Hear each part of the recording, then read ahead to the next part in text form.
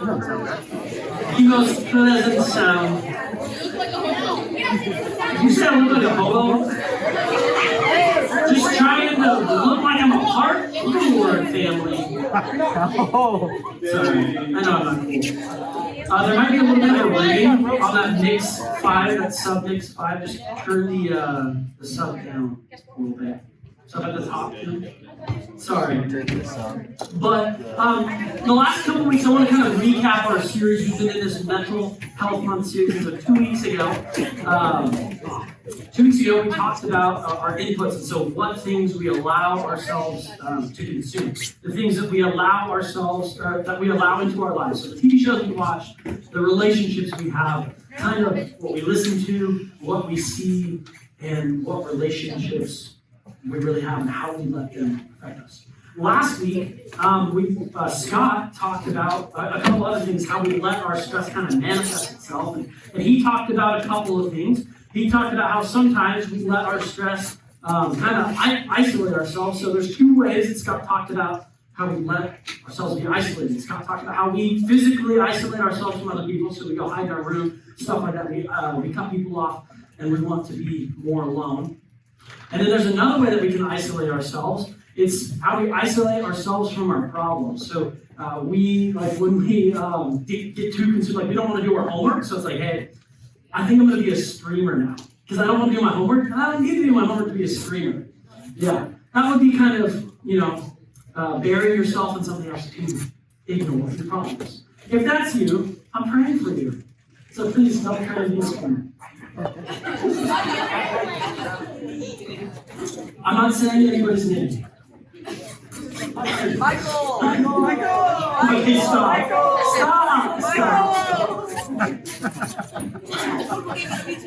But that's kind of what Scott talked about, how we isolate ourselves from our problems, or we isolate ourselves from other people.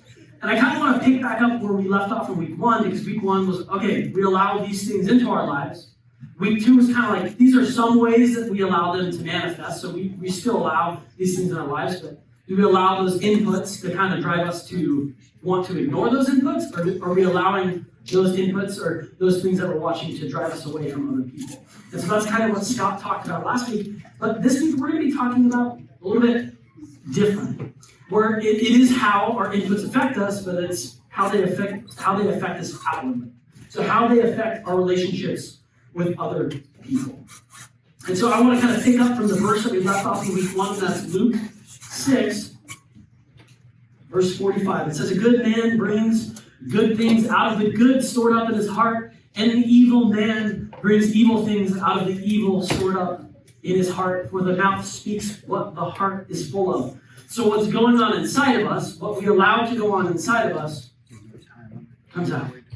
That's what this verse is saying. Because what's going on inside of us, it dictates how we act on the outside. And I feel like this can manifest itself in a couple of ways. And I feel like one of those ways has kind of become a meme. First off, I have to ask about 2 names. Is there anyone in here named either Chad or Karen? No? Good. Because if you are named Chad or Karen, I apologize to you. Because I am probably going to make fun of you. But let's be real, it's kind of become a meme this year to be a Karen. Everyone kind of has a grasp of what a Karen is, right? Some of us have probably gone full Karen on people because school didn't go the way that we wanted. But I think a Karen, to kind of define it, is because of an inconvenience or because we're trying to convince somebody of something. It's kind of when we become a Karen, where it's like, no matter what that issue is, we're going to try and convince you to agree with us, no matter if it's rational or not. You have to be with me, you have to listen to me. Kind of being a Karen is kind of being desperate to be heard, is kind of what I feel like the meaning of being Karen is about. And there's a lot of different things that we can go into full Karen mode about. So let's say you're in math. I don't know if you guys do any homework on paper anymore. Back in my day, we did stuff on paper. So paper, like we actually had to go to school IRL. For those of you who know texting lingo, because we also didn't have full keyboards on our phone, IRL means in real life. Okay, I know. I'm hip. Crazy. Yes, I know. So when we went to school in real life, you had to show all of your math work on your paper, right? And if you didn't show all your math work, you don't get points, right? Yeah, it is terrible. I agree. I agree that it's terrible. I would use different words, but I agree that it's terrible. However, when you don't show your work, and you still get the right answer, but you don't get all the points, kind of frustrating, right? Makes you kind of want to tell your teacher, well, I got the right answer. You should give me all the points. But it can kind of manifest itself where it's like, hey, I'm going to go full Karen on this teacher and demand that I get the correct points. I get the answer, get all the points, right? Karen. Going full Karen. Or it can do with sports. Maybe you're playing a sport. I don't know what sport you play, but you don't agree with your coach's decision. Maybe you get sat like I did. And you're like, Coach, I don't think this is what's best for the team. Even though it's 100% what's best for the team. But going full Karen, though, would be telling your teacher, or telling your coach off of, hey, this is what we need to do. This is what I think that we need to do. And we need to do it right now. And you let these things build up. Maybe some other stuff is going on, but you get frustrated, and boom, Karen mode's activated, and you think that you need to tell your teacher or your coach exactly how to coach the team, even though you've never coached the team. But I feel like we've all kind of had those moments on the inside where we've all channeled our inner Karen at one point. Right? We all channel our inner Karen. I know that one of the things that is kind of where Karens have been really popular is on either side, whatever your opinion is, the idea of wearing a mask and requiring a mask, or even just wearing a mask in general, tends to bring out everyone's inner Karen, whether you feel like everyone should be required to wear one or nobody should wear one. It kind of tends to bring out that inner Karen in all of us. Right now, I've been growing up this year. It's weird. I bought a house and I have a homeowners association. And I've been channeling my inner Karen because the people at my homeowners association decided to just change how we park. And now I don't have enough parking passes for my car. You know what I've wanted to do all week? Call the lady up and go full Karen and be like, well, I need 3. Yeah. I'm about to go full Karen on this person. Why? Because I deserve 3 parking spots. Yeah. I'm going to call our manager, even though they are the manager. But you know what? The manager's manager. Yeah. That's smart. That's kind of what a Karen is. But we all have those moments where it's like, no, you need to agree with me. You need to give in that this is what you should do. We get frustrated. We get really, really frustrated.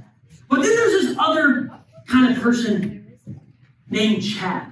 Chad. I'm going to kind of describe a Chad for you. I know we've all channeled our inner Karen. I'm going to define Chad right now. It's a great question. Chad is basically, they're essentially bullies. That's the easiest way, but it's someone who takes out their inner frustration out on other people by making them feel like less, or making other people feel less, like they take out the frustration on other people so they can feel better. Basically, I'm also this is also what a Chad is. A Chad is anybody who does this. That's a Chad. Anybody who does that. Chad. Ladies, if a guy walks up to you and is like, hey, Chad, run. Run as fast as you can. Or end the FaceTime. If they're on FaceTime and they're doing that, horrible. But they're going, hey, you already know. If somebody does this, Chad, run away, be bully, don't even give them the time of day. Hang up, do whatever you do. Yeah, I don't do that, but if you're trying to admit that you're a Chad, I'm sorry. Anyway, but I feel like Chads they're around sports a lot. They're that super hot shot on your team that's like, oh, I'm the best. I need to make sure that I feel like I'm the best, so I'm going to let you know that you're second string. I'm going to let you know that you're terrible. So that I remember just how great I am because I'm good at this sport. No, they're essentially letting, like I would say that Chad probably goes home and he's like, hey, I'm a little insecure. I don't feel, like I'm kind of feeling like I'm not as good as these other people, so I need to kind of reassure myself that I am. It's kind of like, they don't necessarily know that they're doing this, the Chad, but they want to feel better than the people around them. So what they do is they tear the people around them down so that they can feel better than them. And they're letting what is inside them dictate some of the things that's going on outside them. They're dictating how it affects the people around them. And I'm sure we've all channeled our inner Chad and our inner Karens. For me, I shared how I channeled my inner Karen with my homeowners association. Still mad. Anyway, I channel my inner Chad when I play Call of Duty with Chris. Chris, I'm sorry for channeling my inner Chad. Come on, Chris. Because he's better than you.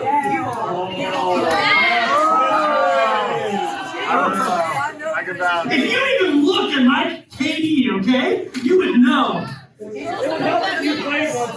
Yeah, that's true. I know I need to hop on Call of Duty a little bit. This is where I channel my inner Chad, because people on Call of Duty need to know that I'm better than them. What? They do need to know that I'm better than them. You tell them. I will. But that's kind of where we see Chad. Because what we do when we're projecting our feelings that we feel on the inside, kind of like what that first verse said, what happens in our hearts is what we show other people. That's what Karens do, that's what Chads do, and we all do it on some level. But when we get into these spots where it's kind of hard for us, or we're struggling mentally, we're struggling with our mood, we're struggling with being happy, we're in a place of where we feel like it's a little bit darker, it can be hard for us to control our mouths and our emotions when we're in a bad place mentally. That's the reality of this. Is it an excuse to, if we're feeling like we're not in a good place, is that an excuse to take it out on other people? No, it's not. I just want to set that standard. If you're feeling bad, that doesn't mean you can take that out on other people. However, I understand that it is a struggle. I don't know if that's you, or maybe you feel like this series has no application for you, or you don't really understand the struggle of mental health, and that's okay. That's completely fine. Know that you are lucky. Know that you are lucky that you don't understand. Know that you are lucky because you don't feel like you connect these emotions with these topics. And you probably think like there isn't much that you can learn from this series. But this is probably one of the most important messages for you to listen to, because we're talking about how we connect with other people. That's the reality of this series. Because our output, whether we're in a good spot or we're in a bad spot, we still have an output because we're around other people. We still want to have friends. We still want to be around other people. And you might not find that yourself is in a super dark place, but you probably know a friend that is. You probably know a friend that struggles with being happy consistently, with feeling like they're depressed, with feeling like they're not mentally healthy. And what you do and say around these people does have an effect. What you do and say around your friends has an effect, whether they're in a good spot or a bad spot. We have to be aware of this. We have to be aware of our effect on other people. Matthew 5, verses 13 through 16 says, "You are the salt of the earth, but if the salt loses its saltiness, how can it be made salty again? It is no longer good for anything except to be thrown out and trampled underfoot. You are the light of the world." Listen to this. "You are the light of the world. A town built on a hill cannot be hidden. Neither do people light a lamp and put it under a bowl. Instead, they put it on its stand, and it gives light to everyone in the house. In the same way, let your light shine before others, that they may see your good deeds and glorify your Father in heaven."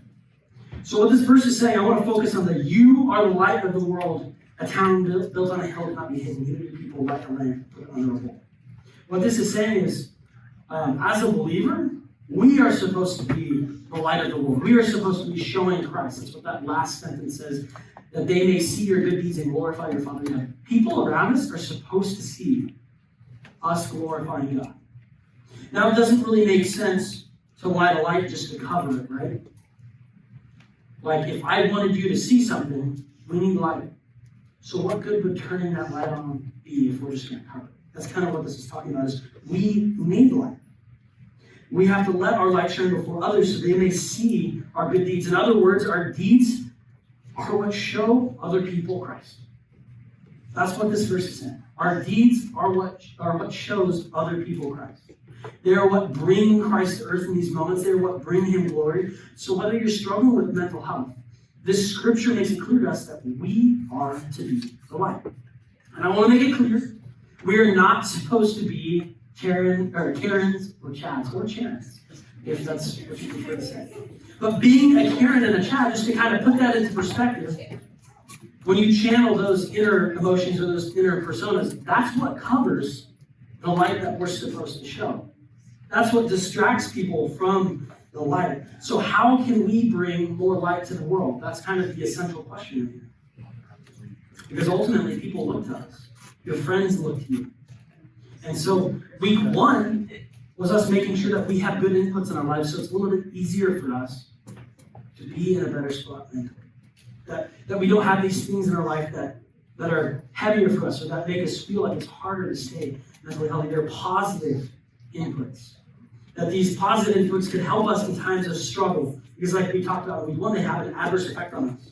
In week two, we talked about potentially like covering the light that we show. That was kind of what we talked about last week, is that we could be covering the light that we show because we're hiding from other people. We're taking the light away from other people. Or we're not being a light because we won't let the light work in our lives because we're robbing God of working in those areas that we need work on. We're avoiding the problems in our life. God tends to work in those issues. We should not isolate from that. But I want you to kind of see that this week we're more focused on our outward. Like the series is called Input, but tonight we're talking about our output. How other people see our actions, how we let our inputs define what comes out of us. I want to remind you that just because we're trying to show other people, like tonight is all about showing other people God, showing other people blessings, giving other people blessings. But I also want to say that part of giving other people blessings is being willing to be blessed, because that's going to be a part of this. Part of these things is maybe we're in a spot where we don't feel like we're mentally healthy. Like last week, Scott mentioned that we want to pull away from other people. We don't want to be around other people. But in those moments, we have to also allow people to work on our lives. We have to allow people to bless us. We have to accept that we have to accept the blessing that is trying to be given to us. That is a part of this. Well, I kind of want to change the focus on not necessarily ourselves, what we need, but I also want to focus on if your friend is struggling, with sadness, if your friend is struggling with depression, how could we give them a little bit of encouragement? Maybe they just need a break from their house for a little bit. Maybe, it's not avoiding their problems. Maybe they just need a break, so they come over just for an afternoon. Maybe they really like a little gift. The gift goes a long way with this friend. Maybe you give them their favorite candy. Maybe you give them their favorite snack to let them know that you are thinking about them, that you care for them. This might take a little bit of weight off their shoulders because they feel the love you have for them with that little gift. Maybe they just need somebody to be there and listen to them. Maybe that's a simple step is you just have to help them feel heard. You have to help remind them that they are not alone. Those are just a couple of the things that we can do. I don't know your friends as well as you do, but I know that every person's like kind of darkness that we feel is a little bit different. And so I'm sure the way that we interact with feeling what is good, what makes us happy is also a little bit different. But I also think that we need to ask ourselves, how can I help somebody feel love in these moments of distress? How can I help somebody when they're feeling down? I kind of want to look to Matthew 22, verses 37 through 38. And it's referred to as the greatest commandment. And so it says, love the Lord your God with all your heart, with all your soul, with all your mind. This is the first and greatest commandment. And the second is like it. Love your neighbor as yourself. So the greatest commandment is love God with all your heart, with all your soul, with all your mind. I don't think it's a coincidence that the second one is love your neighbor as yourself. Basically, what it's saying is love your neighbor how God loves you. So the keys are outputs. So how do we love our neighbors the way that God loves us? We need to have patience with them. We have to be conscious of our actions with other people. We have to make sure our output isn't tearing somebody else down. Because sometimes we might not notice that we are. We have to make sure that our output isn't something that discourages the people around us, that doesn't inherently, discourage them. But it could also be that we need to make sure that we're not putting the people down around us. It's not at the expense of other people. But we have to be focused and we have to be conscious of, we need to be showing love to the people around us. We need to be showing the love to our friends. So how do we do that? Could just be little things. Could just be listening. Could be letting somebody know with a gift. It could be making yourself available. Meeting their friends.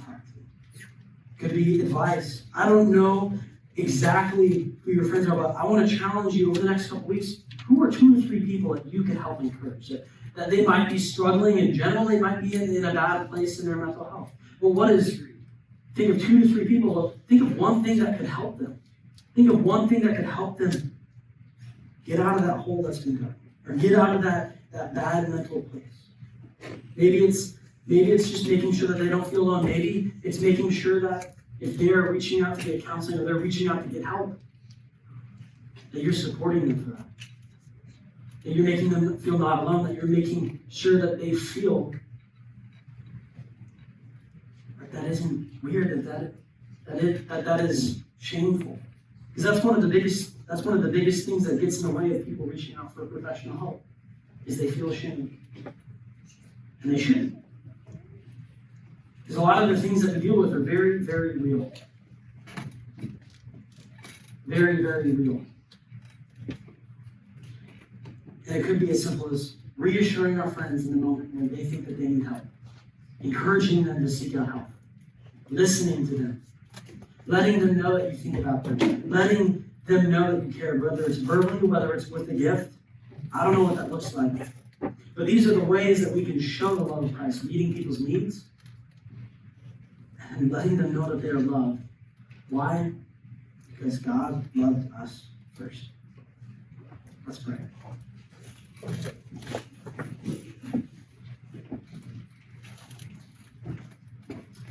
God, I pray for everybody in this room that I don't know where everybody's at mentally. I don't know where everyone's mental health is at, but God, I pray for health, God. I pray for help navigating.